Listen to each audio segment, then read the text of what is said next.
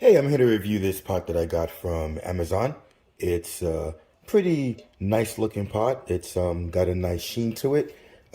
Has a decent amount of weight.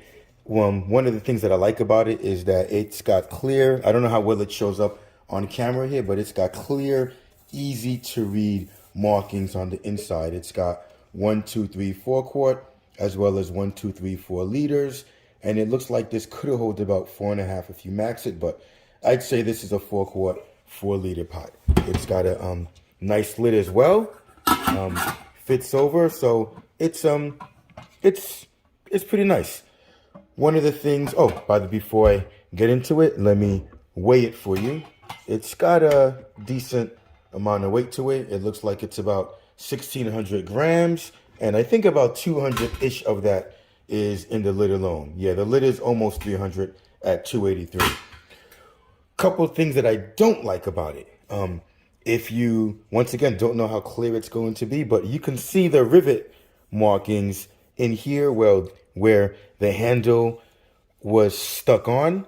So not that great, but it's not so bad in here. I'm just a little worried about possible rust in the many years to come. The lid was my main point of contention. It's not super smooth. I mean, it's kind of sanded, but still got some rough edges here.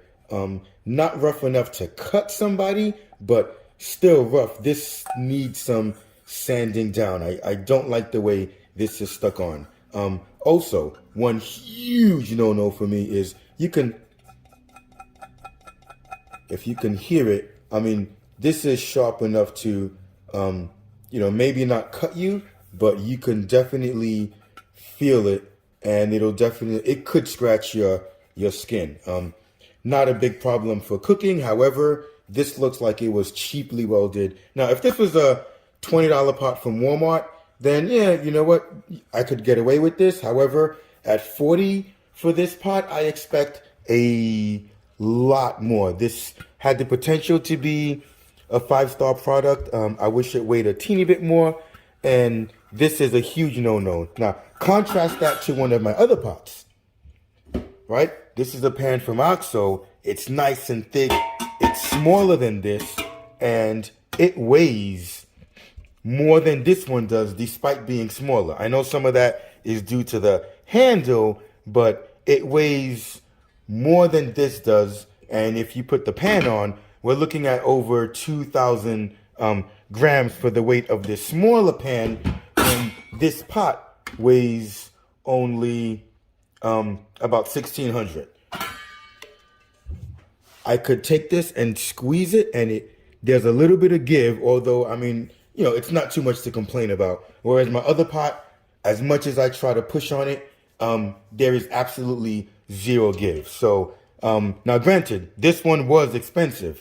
However, for $40, I expect this to be just as nice. So I'm going to give this 3 stars, mainly because you're paying a bunch of money for it.